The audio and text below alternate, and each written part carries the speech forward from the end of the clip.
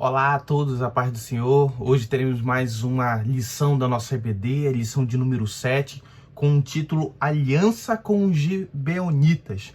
Muito importante, antes de você iniciar essa lição, fazer a leitura bíblica de Josué capítulo 9, para que você possa entender os comentários, que também você possa compreender o estudo da lição e também depois comentar, dar sua sugestão aí nos comentários.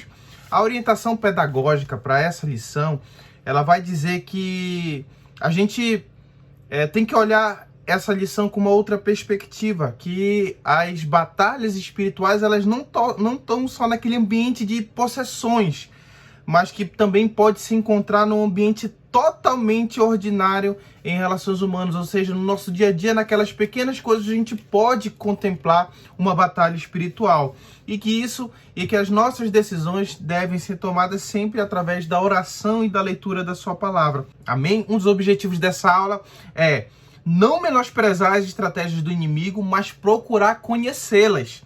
Segundo, saber consultar sempre o Senhor para conhecer sua vontade, né? E terceiro, contentar-se em andar sempre na vontade de Deus. 3 objetivos muito importantes para a gente observar aqui no estudo dessa lição. A verdade prática da lição vai dizer que nossas alianças devem estar de acordo com a vontade de Deus. A introdução da lição vai dizer o quê? Que é a fama das vitórias alcançada pelos filhos de Israel, comandados por Josué, já se espalhara por toda a terra dos cananeus. E isso despertava os mais diversos sentimentos, como medo e ira dos povos que habitavam essa região. Então a gente está naquela crescente do avanço do povo de Israel na terra prometida. E a gente vai ver que isso levou a moradores de Gibeões o que? Tramarem uma aliança. Então, além de o povo ficar nessa mistura de medo, de temor, de até mesmo de retribuir com a força do seu exército, não deixar que Israel entre na terra prometida, né, e que execute o juízo de Deus, porque ali Josué estava também como uma ferramenta cumprindo o juízo daqueles povos pagãos que estavam desagradando por várias e várias eras a Deus. Então a gente vai ver que isso leva a uma estratégia de um povo. Um povo, ele diz assim, olha, a gente vai morrer, Israel está vindo cumprir o propósito de Deus, então vamos aqui armar uma estratégia para a gente tentar ludibriar esse povo e alcançar uma aliança com eles. Então a gente vai ver que em Josué 9, versículo 3 e 4, vai falar sobre isso, né? Sobre os moradores traçarem essa estratégia. Olha o que o comentarista vai dizer no primeiro parágrafo. O temor pelo povo de Deus. Os gibeonitas, ao contrário dos demais povos de Canaã, entenderam que não poderiam sobreviver a um confronto com o povo de Israel. Movidos pelo medo de serem destruídos numa guerra impossível de vencer, desenvolveram uma estratagema para enganar o povo de Deus e assim se aliarem com o novo governo que estava se restabelecendo na terra. Eles foram espertos, né? Eles, antes de serem, vamos dizer, destruídos, vencidos pelo povo, ele diz, não, vou me aliar com eles. Então a gente também até vai ver depois ali no capítulo 10 qual foi realmente a verdadeira motivação, né, para eles se alinharem, né? Então, qual foi o papo lançado pelos gibeonitas? Né? A gente foi ver que eles traçaram uma estratégia muito interessante que pelos olhos terrenos, parecia que tudo que eles estavam falando ali com Josué era verdade. A gente vai ver aqui o ponto 2, a mentira que foi contada, o papo que foi contado pelos gibeonitas. A principal base do ataque dos gibeonitas contra o povo de Israel foi a mentira. Prontamente, os estrategistas usaram as informações disponíveis sobre os quais eram as intenções e métodos de Josué, para lhe oferecerem uma aliança com base nas ordenanças do Deus de Israel. Então, primeiro, para eles montarem essa mentira, todo esse cenário, eles estudaram qual era a postura de Israel. A gente vê que Israel não era um povo vingativo, não estava ali pelo seu próprio entendimento, executando uma missão que era sua, não. né? A gente estava vendo que Israel estava ali com propósitos, vamos dizer, cumprindo um propósito de Deus, e também uma promessa que Deus havia feito para Abraão, que aquela terra seria dada à sua descendência. Então eles entenderam que eles precisavam construir uma mentira que realmente enganasse o povo de Israel, principalmente ali a sua liderança. Baseado nessa informação, se fantasiaram de peregrinos, usavam roupas, mantimentos e adereços que atestavam ser de uma terra distante. Bem, como o Deus sempre havia falado, inclusive hoje na minha leitura bíblica, eu encontrei, né, lá em Êxodo 23, versículo 32, Deus dizendo para Moisés o seguinte: não farás aliança nenhuma com eles, nem com seus deuses. Eles não habitarão na terra para que te faça pecar contra mim. Se servirem aos seus deuses, isto lhe será por cilada. Então Deus já havia dito lá atrás, não só para Josué, mas lá para Moisés, que Israel não tinha que fazer pacto, aliança com ninguém daquela terra, porque eles eram maus, eles levariam Israel a pecar contra Deus. Então qual foi a estratégia, o papo dos gibeonitas? Nós não somos daqui. Nós viemos de uma distante terra. Então eles se vestiram de uma roupa velha, colocaram um pão, né, ali bastante velho, e com isso começaram a simular de que eles não eram dali, e que eles tinham vindo porque acreditavam no Deus de Israel, e todo aquele papo, tentando enganar até ali de um temor religioso pelo Deus de Israel, que acabou, né, ali essa mentira ficando assim interessante aos olhos terrenos. Mas agora a gente vai, né, aqui destrinchar um pouco essa mentira e tentar observar coisas que a gente também pode trazer para a nossa vida. Olha o ponto 3. Falsas testemunhas. Toda mentira, para ser aceita como verdade, tenta evocar testemunhas que confirmem seus argumentos mentirosos. Então, como a gente falou um pouco ali atrás, a gente viu que os gibeonitas, eles procuraram situações que eles poderiam, né, fazer o teatro dele, e de maneira que viesse enganar a liderança de Israel, o povo de Israel. Então a gente vê que toda mentira, para que ela seja entendida como verdade, ela é o quê? Ela vai se enchendo de bases, vamos dizer, de testemunhas, para que aquilo venha a ser acreditado, para que aquilo venha obter crédito para qualquer pessoa que queira mentir. E a gente sabe que mentira não é de Deus, o próprio pai da mentira é o diabo. Então a gente sempre tem que estar muito ligado, né, nessas situações, principalmente quando se trata de decisões que nós precisamos tomar, que isso vai gerar grandes consequências no nosso futuro. Então, analisar pela aparência é um dos maiores erros. É isso que a gente fecha esse primeiro tópico, com esse entendimento de que se nós analisarmos tudo pela aparência, nós vamos ter uma boa probabilidade de errar, de fazer análises erradas. Amém? O segundo tópico vai falar sobre essa aliança inadequada. O texto de Josué não omite as falhas que tanto o povo quanto seu líder Josué cometeram, mas mostra todo o crescimento que experimentaram, até estarem perfeitamente aptos para possuir toda a promessa de Deus. A gente vai ver que o livro de Josué, assim como toda a Bíblia, ele não tem como objetivo omitir as falhas do povo de Deus. A própria Bíblia Sagrada, ela não vai omitir as falhas que os homens e mulheres de Deus tiveram durante a sua vida. Mas o interessante é usar esse erro, né, para aprender, para não errar mais. Então a gente vê que assim como Israel ia crescendo nas suas conquistas, também vieram trazendo nas suas bagagens alguns aprendizados. Primeiro, a gente viu lá com a questão do próprio deserto. 40 anos ali que erraram, que pagaram pelos seus erros e agora estavam numa nova rota. A gente vê o pecado de Ai, o pecado de Acã, a derrota de Ai. Aprenderam com aquilo e agora também iriam aprender, né, em consultar a Deus em todas as coisas.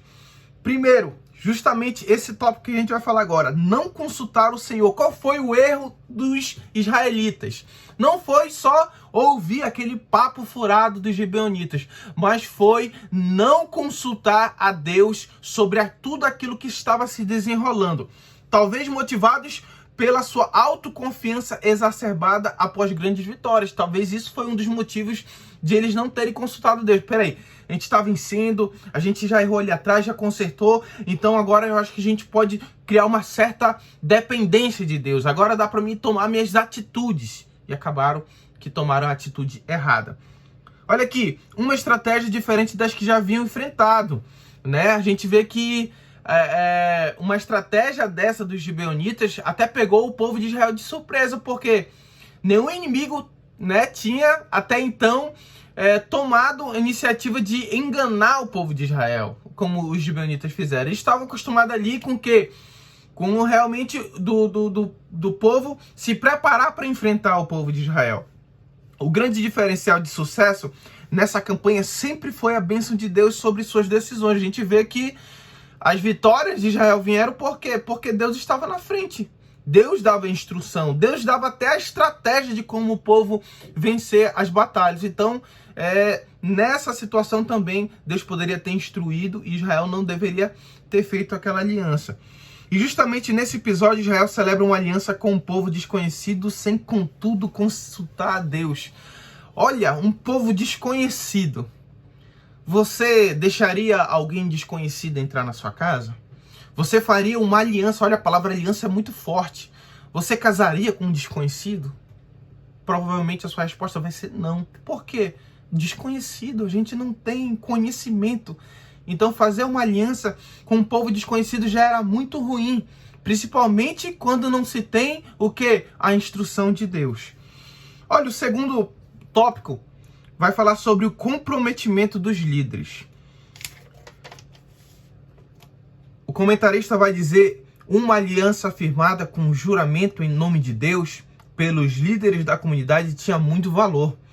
Por isso, a necessidade de se consultar o Senhor em todas as ocasiões. Então a gente vê que eles foram tão espertos que eles foram falar com quem?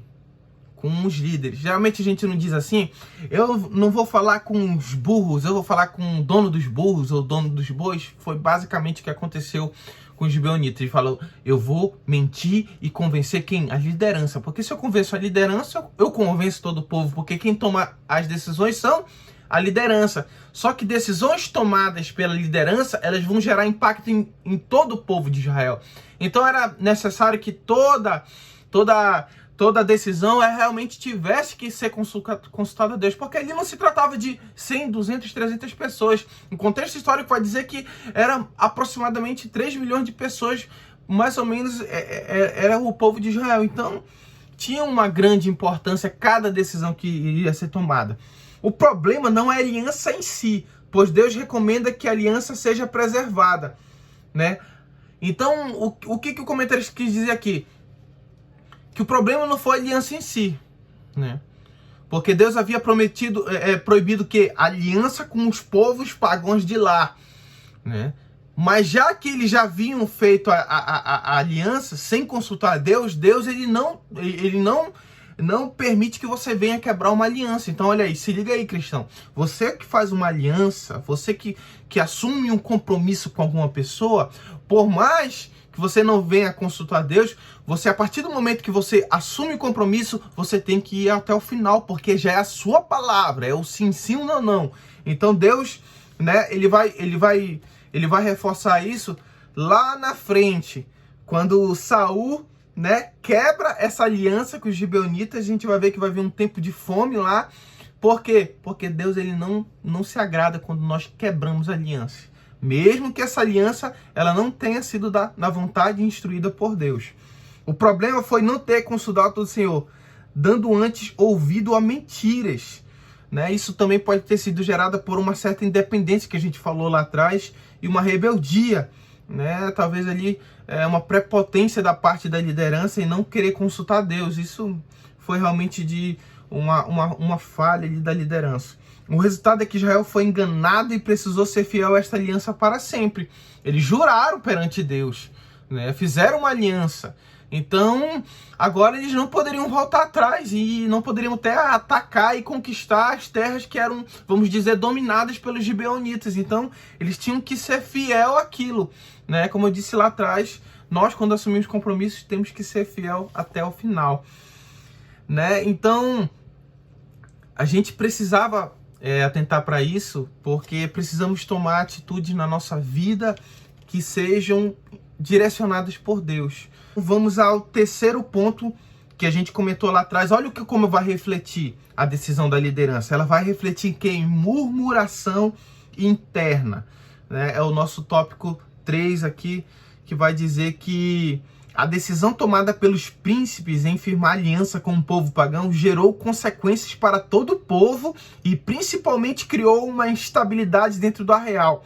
Ao perceberem que havia sido enganados, a partir de então toda a liderança de Israel ficou sujeita a questionamentos se de fato estavam sendo conduzidas por Deus ou pelas suas próprias conveniências. Olha que interessante, olha como houve um impacto, essa falta de consulta ao Senhor. Tomaram uma decisão errada, logo essa decisão errada foi conhecida por todo o povo, porque depois de uns dias eles souberam que aquele povo que estava dizendo que era de uma longe terra, afinal eram residentes da terra que Deus havia prometido para eles. Então eles não iam poder, né, saquear a cidade, tomar os despojos, conquistar as terras, principalmente aquelas que eram, vamos dizer, dominadas pelos gibeonitas. Então o povo ficou irado e começou a contestar. Olha, será que eles estão tomando as decisões baseadas nas instruções do Senhor ou estão tomando decisões seguindo as suas próprias convicções?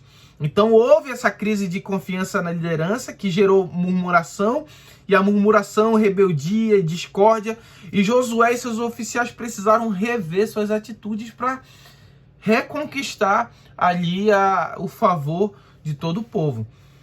Então nós entramos no nosso terceiro e último tópico, que vai falar sobre as sentenças dos gibeonitas. A gente vai ver que o Deus de Israel é o nosso Deus em todas as circunstâncias da vida. Ele está no controle, agindo e permitindo que as situações pelas quais passemos possam nos ensinar mais sobre quem Ele é e como nós devemos ser e proceder. Então, as coisas que acontecem na nossa vida e que aconteceram no povo de Israel serviram de alguma forma para eles aprenderem a conhecer mais a Deus e saber que Ele que rege todas as coisas. Que mesmo que nós venhamos criar uma certa maturidade, um certo conhecimento, até mesmo de vida, nós jamais podemos deixar Deus de lado e começar a tomar as decisões de acordo com o que a gente acha melhor para a nossa vida. A nossa instrução tem que sempre estar pautada com a vontade de Deus. E como a gente consegue isso? Oração e leitura da palavra. Então a ordem de Deus era clara, exemplo de graça. Destruir todos os povos de Canaã devido aos seus pecados serem muito graves e seus corações endurecidos. Agora os gibeonitas, usando de uma estratagema, conseguiram uma aliança com os líderes de Israel, que lhe garantia a preservação de suas vidas. Então a gente vê, né, que eles tiveram que cumprir com seu juramento. Deus em nenhum momento determinou, olha, matem, conquistem, vençam os gibeonitas, não. Deus, em nenhum momento depois da aliança, ele determinou isso. Isso tinha sido determinado antes. Mas já que eles fizeram essa aliança, eles tiveram que cumprir, né? E a gente vai ver que agora Josué, depois disso, né, também lança, né, uma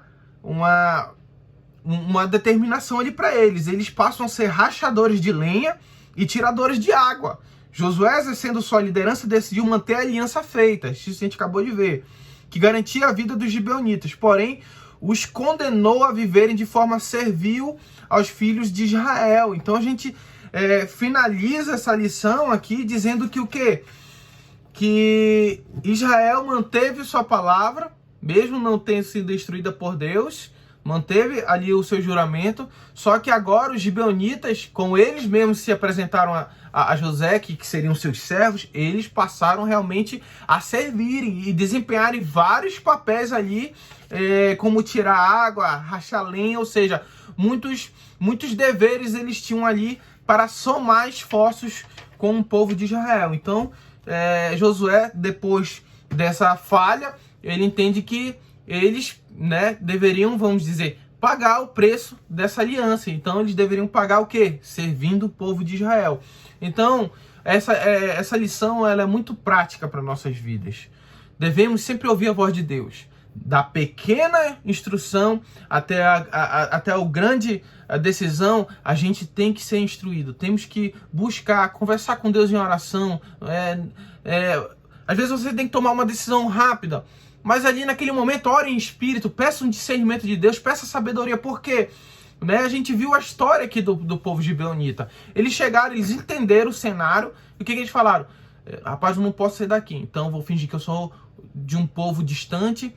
Eu vou colocar roupa velha, sandálias velhas, vou colocar um pão bolorento que vai simbolizar que eu passei muito tempo viajando de lá para cá. E com esse contexto terreno, né, eles enganaram a liderança de Israel. E muitas das vezes o inimigo nos engana justamente por nós só observarmos o externo. E como a gente disse lá no início, muitas das vezes a batalha espiritual ela se apresenta diante de ti e até te cega por a gente não ter esse cuidado, né, de observar não só o terreno, mas também o espiritual, né? Esses dois sempre tem que ser observado para que a gente venha tomar uma decisão e sempre, claro, consultando a Deus. Olha a aplicação pessoal da nossa lição.